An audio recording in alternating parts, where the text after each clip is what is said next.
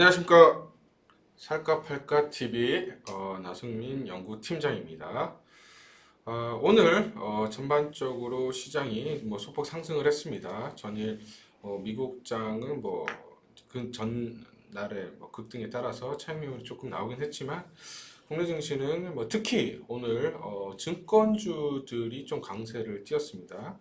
특히 이제 중소형주 증권주들이 강한 모습을 보였고 또 대형 증권주들도 동반 상승, 또 금융주들이 전반적으로 강한 그런 모습을 보였습니다. 오늘 그래서 증권주 과연 시세가 여기서 이제 급등을 할 것인가 아니면 단기적인 추세 상승에 따라서 일시적인 모멘텀에 의해서 오른 모습인지 한번 살펴보겠습니다. 옆에 지금 우리 센터장님, 조용 센터장님 나와 계십니다. 안녕하십니까. 그리고 우리 김진웅 선임연구원 나와 주셨습니다. 안녕하십니까. 네, 일단 센터장님, 오늘 증권주가 왜 이렇게 많이 올랐나요? 일단은 지난주부터 하나투자증권이 좀 쏠린 공이라고 좀 말하고 싶어요.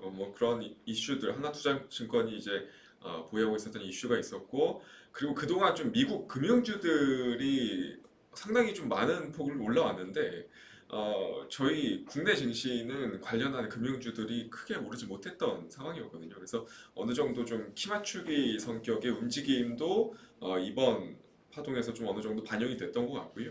그리고 상대적으로 좀 저평가된 밸류에이션 측면도 좀 부각이 되는 것 같습니다. 대표 증권주들 지금 국내 상장되어 있는 대표 증권주들 평균 PER이 한 5배에서 한 6배 정도 수준으로 책정이 되어 있는데 해외 증권사들이랑 좀 비교했을 때는 좀 터무니없이 낮은 수준으로 좀 볼 수 있거든요. 그래서 그런 부분들이 좀 같이 좀 종합적으로 좀 재평가되다 보니까 이번에 좀 오늘 좀 단기간 이제 큰 시세가 좀 나왔던 걸로 좀 해석이 됩니다.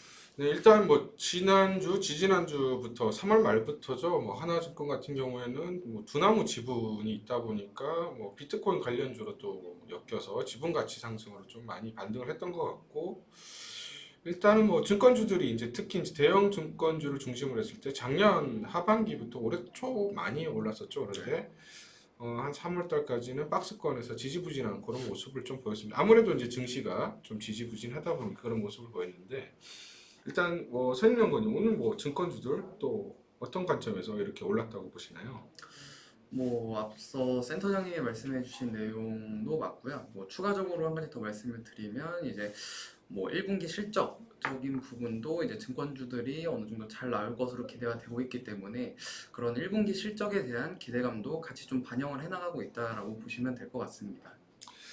네, 일단 증권주가 오늘 갑자기 시세를 분출을 했는데 향후는 어떻게 전개가 좀 될 거라고 보시나요? 일단 센터장님. 일단 이번 상승 파동이 지나고 나서는 당연히 좀 변별력이 필요한 시점이 올 걸로 좀 예상을 하고는 있습니다.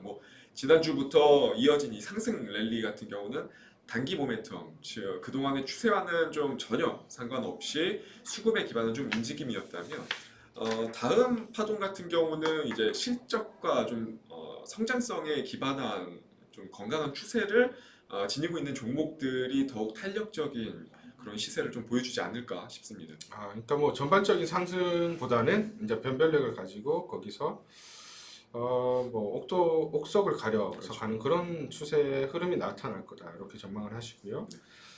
선임연구원님께서는 어떻게 또 전망을 하시나요? 일단 증권주 전반적으로 보면은 중장기적으로 봤을 때는 메리트는 분명 있습니다.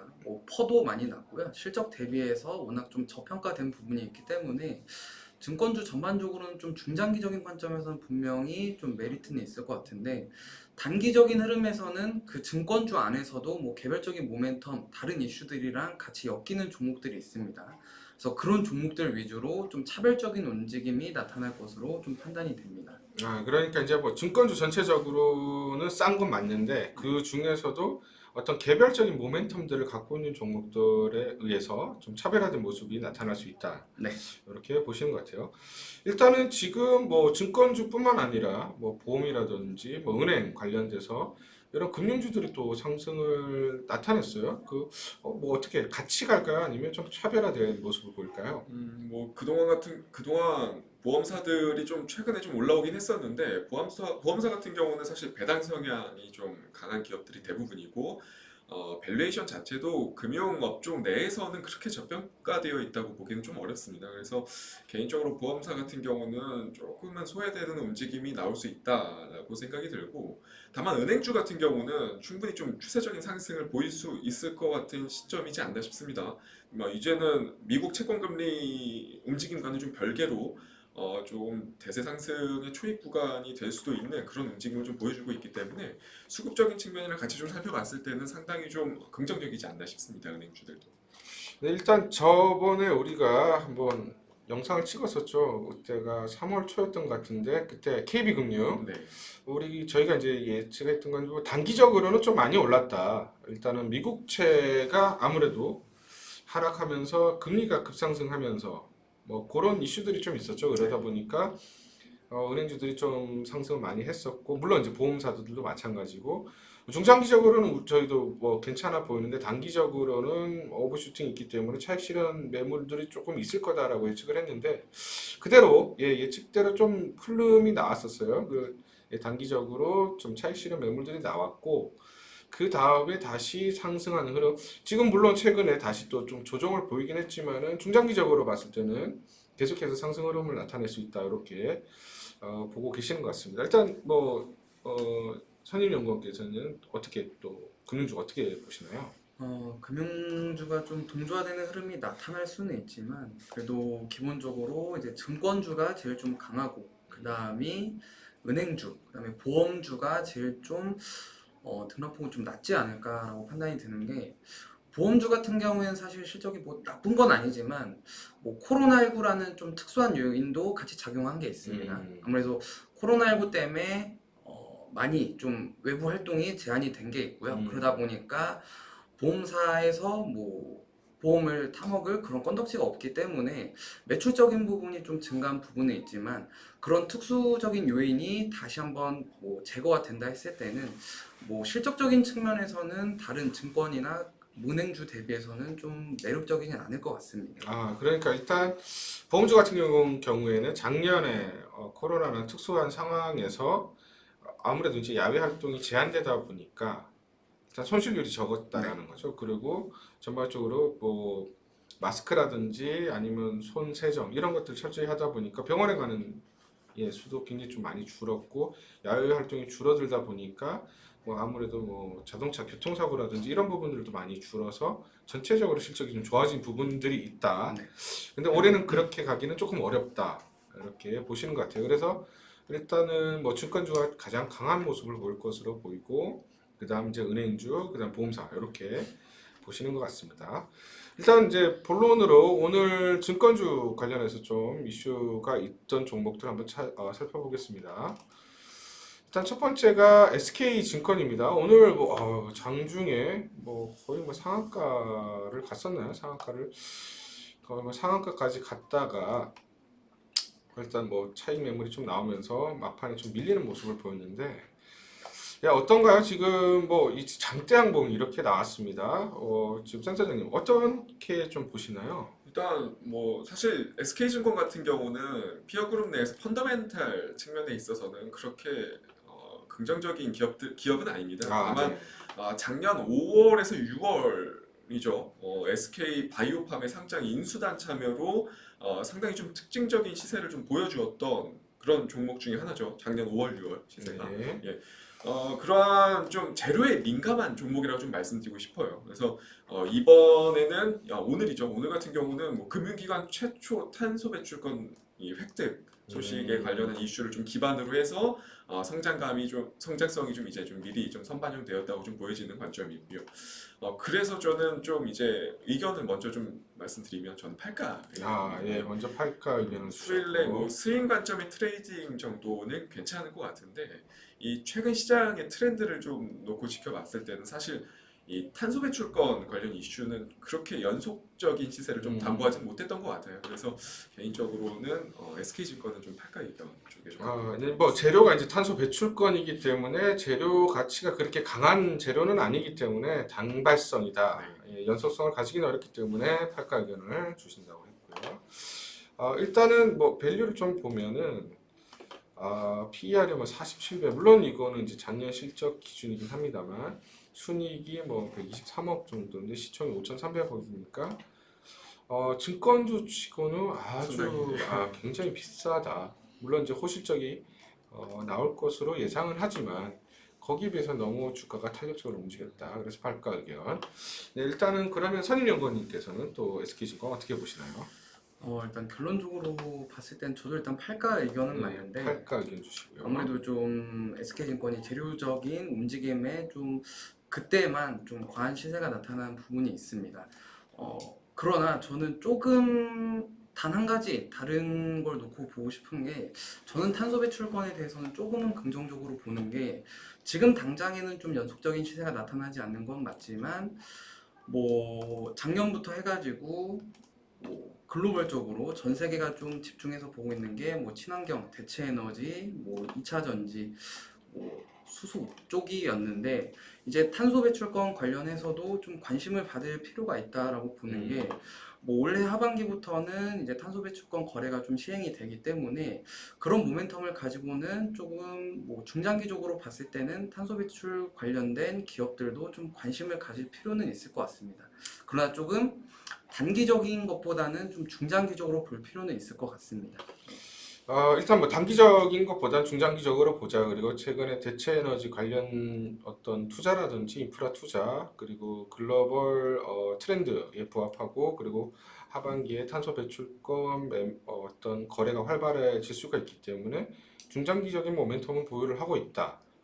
이렇게 보시는 것 같습니다. 일단 그러면 만약에 이제 단기적으로는 뭐 팔가 의견이신데 뭐 중장기적으로 봤을 때 사자라고 하면 어느 선까지 봤을 때 매수 어떤 타이밍 아니면 적기라고 보시나요? 저는 적어도 지금 오늘 급등했던 시세의 절반 이하까지는 내려와야지 조금 가격적으로는 접근해 볼 만하다고 생각이 듭니다. 그러면은 뭐 한 1,000원 한 1,050원 이하 네. 아니면 한 1,000원 언저리나 그 밑으로 내려오면 한번 사볼 만하다. 네. 이렇게 보시는 것 같아요. 일단 뭐 주봉을 봤을 때도 지금 단기적으로 시세를 분출하고 금방 꺼져버리는 그런 모습들을 보였기 때문에 물론 이런 모습이 또 나타난다고 보장할 수는 없습니다. 하지만 아까 뭐 센터장님께서도 말씀해 주셨지만 단기적인 어떤 재료나 모멘텀에 좀 민감하게 움직이는 그런 모습을 보였기 때문에 이번에도 그런 모습을 좀 보일 수가 있다. 그래서 단기적으로는 조금 조심할 필요가 있다. 이렇게 정리를 하겠습니다. 네, 일단 그 다음 이제 오늘 강하게 시세가 분출됐던 유안타 증권입니다. 오늘 좀 많이 올랐어요. 유안타 증권도 마찬가지로 뭐 장중에 거의 뭐 상한가 부분까지 갔었는데 센터장님 요거 왜 오늘 또 상승을 했나요? 일단 뭐 증권 업종 내 전반으로 좀 상승 기류가 있었고 오늘 상승 같은 경우는 뭐 대부분 아시겠지만 우리금융지주 인수합병 관련한 이슈가 조금 우리금융지주 대신 올라왔죠. 인수합병. 예, 네. 뭐 일단 우연타증권 뭐 모두가 알고 계시듯이 CMA 쪽에 장점을 가지고 있는 증권사입니다. 네. 작년 그리고 올해까지 리테일 부문의 실적 급증이 좀 예상되기 때문에 사실 멀티플 확장 국면에 여전히 좀 진입해 있는 그런 종목 중에 하나고요. 다만 우리금융지주 관련한 인수합병 이슈는 사실 이미 한참 전부터 좀 계속해서 좀 반복이 되던 그런 이슈입니다. 그러니까 뭐 예전에 나왔던 이슈라는 네, 말씀이시죠? 맞습니다. 네네네. 그러다 보니까 오히려 인수 과정 동안에는 좀 주가에 좀 부정적인 영향을 좀 보일 수 있을 것 같기 때문에 만약에 이 인수 관련한 부분이 수면 위로 정말 올라오게 되면 그때는 조금 단기간 조정도 좀 염두를 해둬야 되는 위치가 아닌가 싶습니다. 그래서 저는 개인적으로 유한타증권 같은 경우는 뭐 SK증권과 마찬가지로 조금 팔가 의견 쪽에 좀 나갔습니다. 그럼 팔가 의견이시고 일단은 뭐 단기적으로 어떤 M&A 이슈 때문에 급등을 했다. 오히려 그런 것들 수면에 오면은 뭐 증시 좀 부정적일 수도 있다. 물론 이제 주식이라는 게 뉴스가 나온 이제 재료가 소멸되면서 팔자로 이제 많이들 보시고 있기 때문에 일단은 뭐 주봉을 봤을 때도 일단 박스권 상단을 돌파하면서 강하게 지금 분출했습니다. 아직 뭐 고점이 5,490원이기 때문에 조금 더 여유는 남아 있지만 단기적으로 뭐 변동성이 커질 수 있기 때문에 지금 팔가 의견을 주신 것 같고요. 일단 뭐 실적을 좀 보겠습니다. 작년 실적 기준이긴 하지만 일단은 PER은 9배에서 10배니까 비싼 건 아니에요.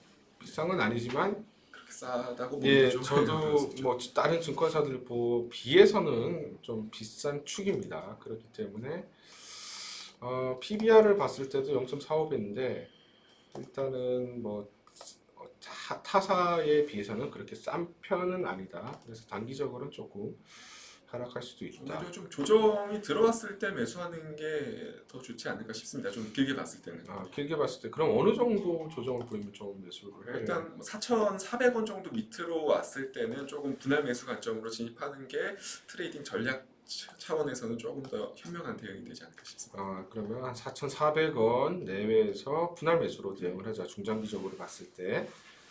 근데 일단은 옛날에 우리금융지주가 증권사가 있었어요. 우리투자증권이. 네, 그렇죠. 근데 그거를 NH 농협에 팔았단 말이죠. 근데 이게 왜 다시 또 수면 위로 증권사 인수가 얘기가 나온 게 왜 나왔을까요? 우리금융 쪽에서. 일단은 뭐 약간 오늘 나온 성격은 좀 찌라시 성격의 뉴스더라고요 보니까. 그래서 사실 큰 의미를 두긴 좀 어려운 것 같고, 지금 작년에도 이맘때쯤 한 차례 좀 이 관련한 이슈가 있었습니다. 그래서 좀 주기적으로 특정 세력에서 어느 정도 컨트롤하는 것이 아닐까 개인적으로 추측을 합니다. 일단 뭐 그런 M&A 이슈로 좀 올랐는데 아직 뭐 그게 확정되거나 아니면 뭐 정말로 된다라고는 전혀 뭐 진행 사항에 관련해서는 아직 진척된 사항은 없다고 얘기하기가 좀 어려운 측면이 있다라는 거죠.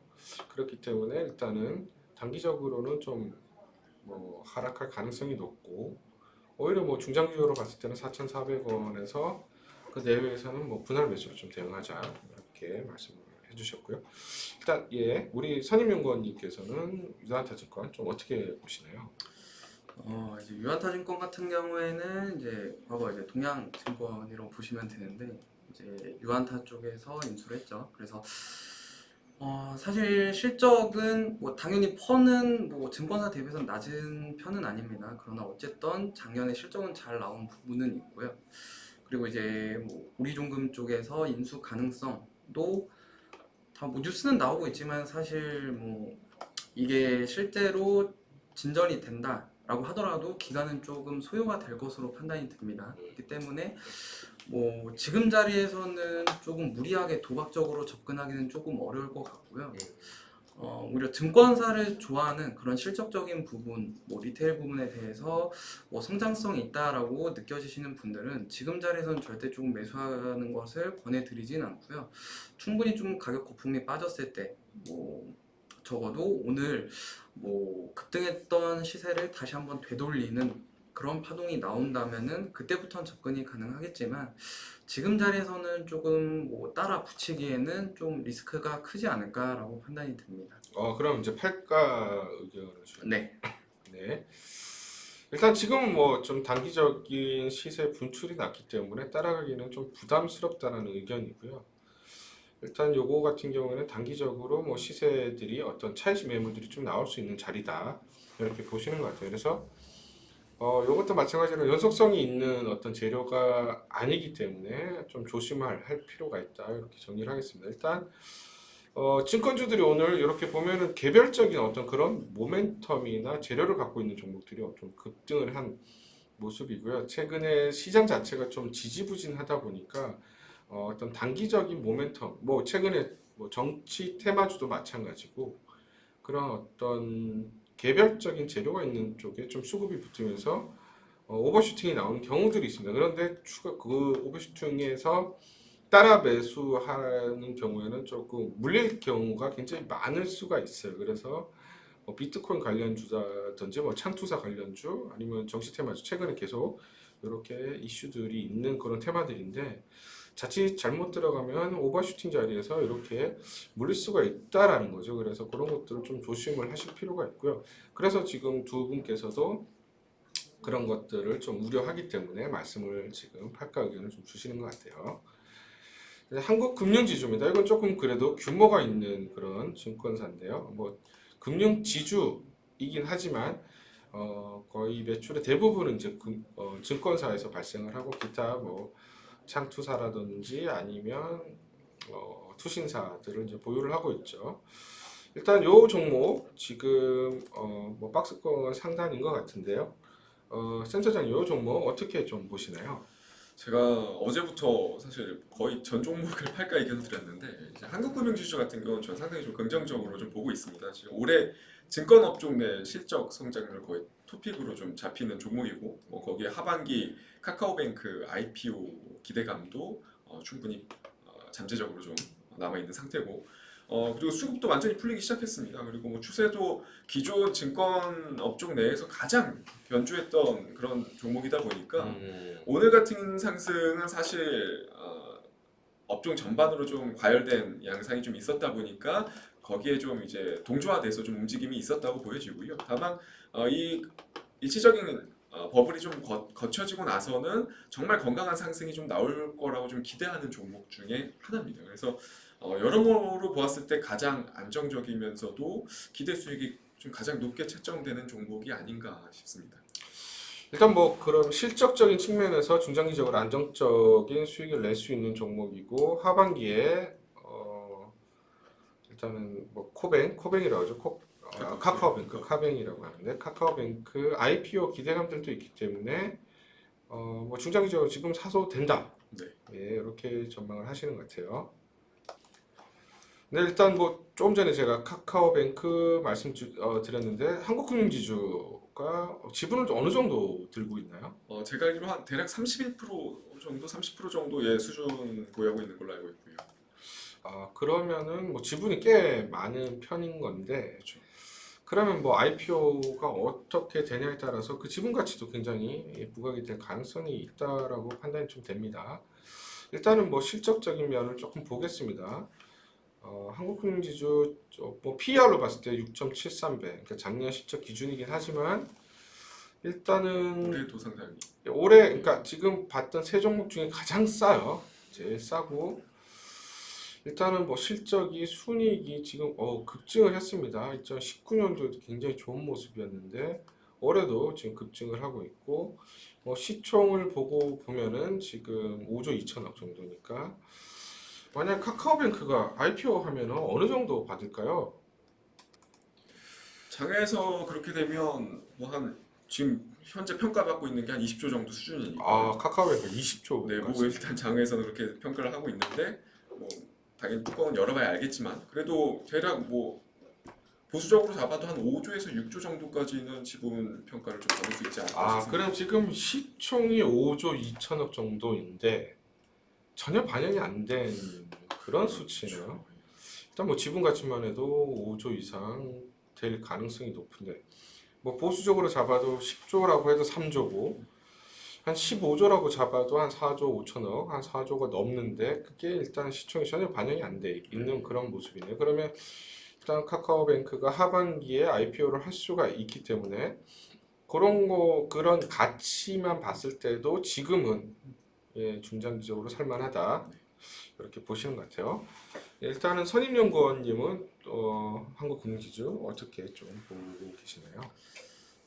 저도 일단 좀 좋게 보고 있고요. 그래서 일단 결과론적으로는 살까 의견을 드리고 싶은데 살까 의견이시고요. 네, 일단 뭐 앞서 말씀해 주신 것처럼 뭐 이제 카카오뱅크 하반기 상장 예정인 부분이 좀 부각이 될 수 있고 그리고 이제 실적적인 부분도 사실 뭐 거의 이제 증권사로 따졌을 때는 거의 뭐 다섯 손가락 안에 들어오는 그런 실적적으로는 뭐 자부할 수 있는 그런 기업이기 때문에 뭐 실적이랑 그 다음에 아까 카카오뱅크 이슈 이렇게 두 가지가 같이 복합적으로 가져갔을 때는 지금 단기적으로 이제 지금 노란색 선으로 그어져 있는 박스권이 있는데 이 구간은 좀 무난하게 돌파할 것으로 지금 판단이 들고 있고 그래서 뭐 단기적인 시세도 물론 좋겠지만 뭐 하반기까지 뭐 여유 있게 보시더라도 주가는 레벨업 할 가능성이 그래도 확률적으로 좀 높은 자리가 아닌가라고 판단이 듭니다.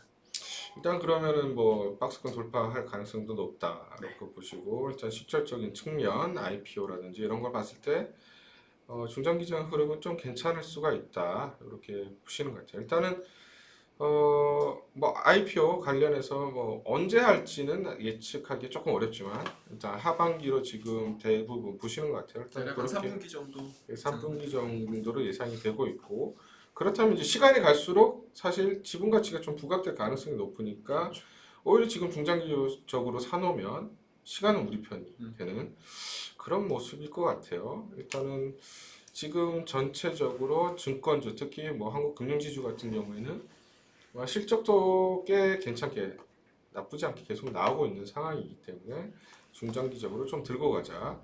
일단 요때 제 기억으로 2018년도 5월 달도 카카오뱅크 관련된 지분 이슈가 한번 불거지면서 한번 상승을 했던 것 같고요. 요거는 이제 작년에 뭐 코로나 이슈로 이제 급락을 했다가 다시 이제 올라오는 모습. 일단 월봉을 봤을 때도 지금 뭐 계속 고점을 넘어가고 있습니다. 지난 고점이 뭐 지금 주봉으로 봤을 때 98,900원이기 때문에 사실 뭐 얼마 남지는 않았습니다. 4,500원 정도이기 때문에 이건 뭐 쉽게 뚫을 가능성이 좀 높아 보이네요. 일단 그렇다면 이제 뭐 전반적으로 증권주에 대해서 조금 알아봤는데 좀 여담으로 우리금융을 한번 볼게요. 이제 뭐 오늘 보면 은행주 중에서 사실 가장 강한 모습을 보였는데 뭐 아까 말씀해 주셨지만은 유한타증권 인수합병 얘기설도 좀 있었고 오늘 거래가 굉장히 많이 실렸습니다. 이렇게 거래량이 이렇게 실렸던 적이 없었고 그 다음에 지금 박스권 상단을 돌파하는 모습을 보이고 있거든요. 거기다 지금 52주 신고가로 제가 알고 있는데 사실 이렇게 되면은 은행주 중에서는 어떻게 좀 우리 금융지주도 조금 가능성이 있지 않나 이렇게 보이는데 어떻게 보고 계시나요? 일단 우리 금융주 정말 무거운 종목입니다. 이 무거운 종목이 추세 상단을 돌파시켰다는 거는 충분히 좀 의미를 부여할 수 있을 거라고 보여지고요. 거기에 지금 재료까지도 조금 어느 정도 들어온 상황이기 때문에 저는 일단 단기 트레이딩 관점에서도 충분히 좀 유효할 거라고 보여지고 있고 추세가 이제 좀 본격적으로 좀 잡히는 시점이다 보니까 여기서 뭐 하루 이틀 좀 조정이 있다고 하더라도 이제는 조금 긴 호흡으로 봐야 되는 그런 시점이 아닌가 싶습니다. 네, 일단 주봉을 봤을 때도 지금 박스권 상단이거든요. 그리고 지금 돌파할 가능성도 꽤 높아 보이고 일단 이건 뭐 저희가 이제 증권주 2의 여담으로 이제 뭐 아까 서두에 우리가 금융주에 대해서 간단히 언급을 했는데 이제 뭐 여담으로 은행주에 좀 관심이 있으신 분들은 사실 뭐 오늘 이제 52주 신고가를 찍기 때문에 좀 관심이 가서 조금 안내를 좀 해드리려고 말씀을 드리고요. PER도 봤을 때 5배, 5.8배고요. PBR은 0.3배. 굉장히 저평가됐다라고 보이네요. 그래서 은행주 중에서 좀 관심을 가질 만하면 요것도 좀 괜찮아 보인다. 그래서 잠깐 뭐 지금 센터장님께 한번 의견을 여쭤봤습니다. 일단은 뭐 지금 박스권 상단 돌파에다가 강하게 거래가 실렸고 거기다가 지금 52주 신고가가 났기 때문에 이런 종목들 대부분 좀 뭐 조금 하루 이틀 조정을 좀 보이더라도 가는 경우들이 좀 꽤 있죠. 네, 분위기 자체가 많이 돌아섰기 때문에 은행주 역시 뭐 충분히 관심 있게 보는 게 좋을 것 같습니다. 지금. 일단은 뭐 저희가 전반적으로 증권업에 대해서 좀 안내를 해드렸고요. 그리고 오늘 뭐 세 종목 좀 안내를 해드렸는데 뭐 결론적으로는 좀 안정적으로 중장기적으로 봤을 때는 한국 금융지주가 좀 탑픽인 것 같아요. 두 분 의견을 들어봤을 때. 그리고 여담으로 조금 뭐 보너스 개념으로 은행주도 좀 보면 우리금융지주 같은 경우가 이제 박스권 상단 돌파에 52주 신고가 거래량이 수반이 됐기 때문에 이런 종목들이 중장기적으로 또 추가적으로 상승할 가능성이 좀 높아 보인다. 이렇게 좀 안내를 해드리면서 정리를 하겠습니다. 예, 살까 팔까 TV 이상 마치겠습니다. 감사합니다.